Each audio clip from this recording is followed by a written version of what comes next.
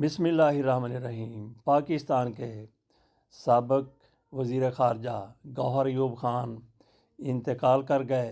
उनका इंतकाल इस सूरत हाल में हुआ है कि उनका बेटा उमर अयूब, जिनका तल्लुक़ तहरीक इंसाफ से है, तहरीक इंसाफ के वो मरकज़ी रहनुमा हैं और आजकल वो रूपोश हैं।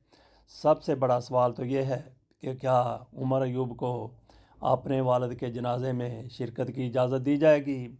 मियां नवाज शरीफ साहब के वालिद सऊदी अरब में इंतकाल कर गए थे। मियां नवाज शरीफ साहब को जनरल ज़ियाउल हक़ की तरफ से उनके जनाजे में शिरकत के लिए पाकिस्तान आने के लिए इजाज़त दे दी गई थी, लेकिन मियां नवाज शरीफ साहब पाकिस्तान नहीं आए थे। इसी तरह से मियां नवाज शरीफ साहब लंदन में मौजूद थे जब उनकी वालदा का वहीं पे इंतकाल हुआ था।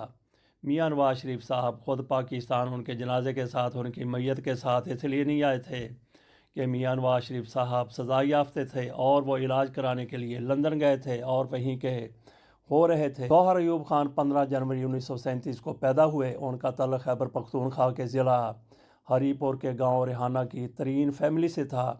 वो पाकिस्तान के पहले फ़ौजी सदर फील्ड मार्शल अयूब ख़ान के साहबजादे और तहरीक इंसाफ के सेक्रेटरी जनरल उमर अयूब के वालिद थे। मुतअद्दिद बार हरीपुर से रुकने कौमी असम्बली मुंतखब हुए और वज़ीर आज़म नवाज शरीफ के दौर में वज़ीर ख़ारजा और स्पीकर कौमी असम्बली के ओहदों पर फायज़ रहे। गौहर अयूब 25 फरवरी 1977 से 7 अगस्त 1998 तक पाकिस्तान के वज़ीर ख़ारजा रहे। पाकिस्तान ने जब 28 मई 1998 को एटमी धमाके किए तो उस वक्त गौहर अयूब ख़ान पाकिस्तान के वज़ीर ख़ारजा थे।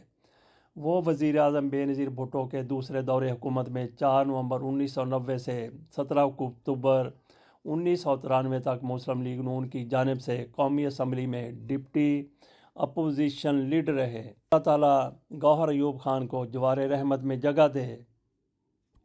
इंसानियत का तो वैसे तकाजा यही है कि उनके बेटे उमर अयूब ख़ान को उनके घर उनकी मैयत को कंधा देने के लिए आने की इजाज़त दी जानी चाहिए और इस यकीन दहानी के साथ उनको गिरफ़्तार नहीं किया जाएगा। अल्लाह हाफ़िज़।